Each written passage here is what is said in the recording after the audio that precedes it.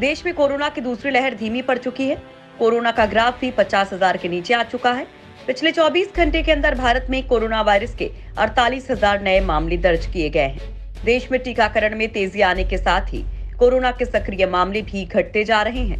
राहत की बात यह है कि अब देश में कोरोना के इलाज कराने वाले मरीज घटकर 6 लाख से नीचे आ चुके हैं।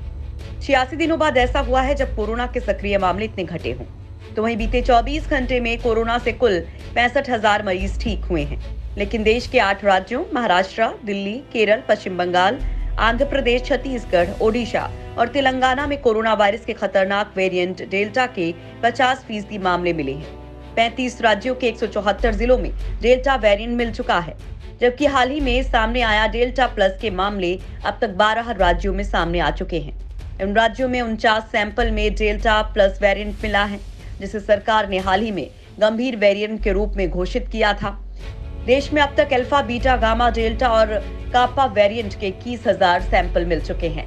महामारी की एक दूसरी लहर से पहले फरवरी और मार्च में सबसे ज्यादा अल्फा वेरिएंट मिला था, लेकिन मई और जून में 90% सैंपल में डेल्टा वेरिएंट की पुष्टि हो रही है। देश में अब तक कोरोना के 120 म्यूटेशन सामने आ चुके हैं, लेकिन उनमें से गंभीर 8 वेरिएंट हैं, जो सबसे ज्यादा भारतीय कोरोना संक्रमितों में मिल रहे हैं। हालांकि 14 वेरिएंट के बारे में अभी वैज्ञानिकों को ज्यादा जानकारी नहीं है। इनमें से एक डेल्टा प्लस वेरिएंट भी है। बीते साल दिसंबर 2020 में महाराष्ट्र के एक जिले में डेल्टा वेरिएंट से संक्रमित मरीज मिला था, जिसके बाद मार्च 2021 तक डेल्टा 54 जिलों तक पहुंच गया था, लेकिन अब ये 174 जिलों तक पहुंच गया है। वहीं डेल्टा प्लस की बात करें तो महाराष्ट्र में सबसे ज्यादा 20 मरीज मिले हैं। तो वहीं तमिलनाडु, मध्य प्रदेश, पंजाब, गुजरात, केरल, आंध्र, ओडिशा, राजस्थान, जम्मू कश्मीर और कर्नाटक में मरीज मिल चुके हैं। हालांकि डेल्टा प्लस वेरिएंट के मामले बढ़ने से रोकने के लिए राज्य सरकारों ने पाबंदियां बढ़ाने के नए दिशा निर्देश जारी किए हैं।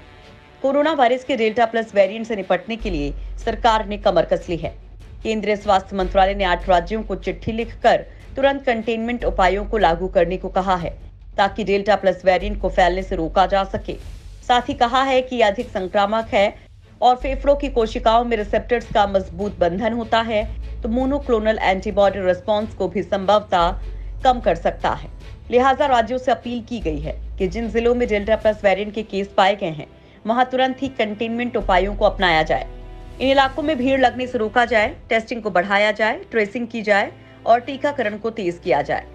संक्रमित लोगों के अधिक से अधिक सैंपल की जीनोम सीक्वेंसिंग कराने को भी कहा गया है। भारत की वैक्सीन हर वेरिएंट पर तगड़ी असरदार।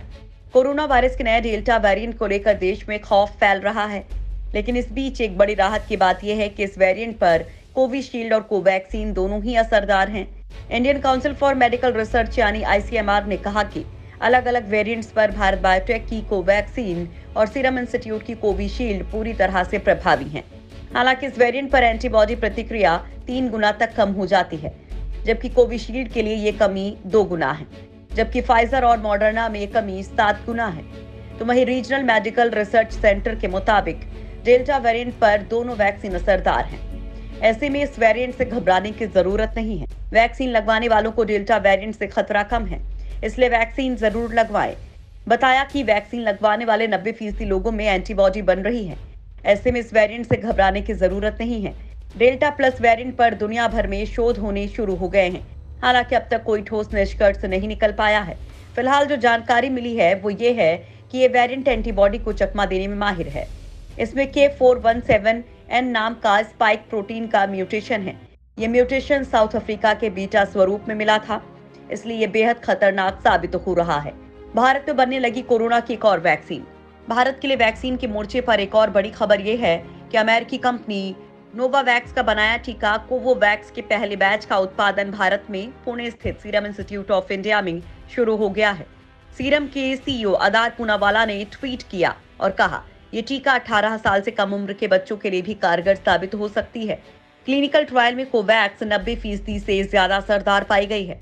भारत में उसका ब्रिजिंग ट्रायल भी अंतिम दौर में है, यानी जल्द ही देश को एक और कोरोना वैक्सीन मिलने वाली है। अगले महीने बच्चों पर भी कोवोवैक्स का क्लिनिकल ट्रायल शुरू होने वाला है।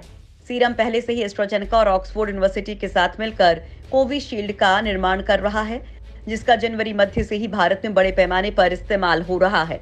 कोरोना की तीसरी लहर दूसरी जितनी खतरनाक नहीं होगी। कोरोना की दूसरी लहर ने पहली की तुलना में भारत के अंदर खूब तबाही मचाई।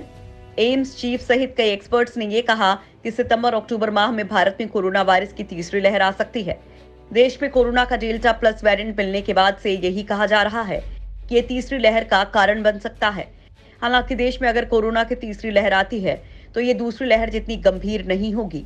Indian journal of medical research की एक स्टडी में सामने आया है कि टीकाकरण के विस्तार से तीसरी लहर के संभावित प्रकोप में काफी हद तक कमी आ जाएगी। स्टडी के मुताबिक 40% आबादी ने दूसरी लहर के 3 महीनों के अंदर दोनों खुराक ले ली हैं।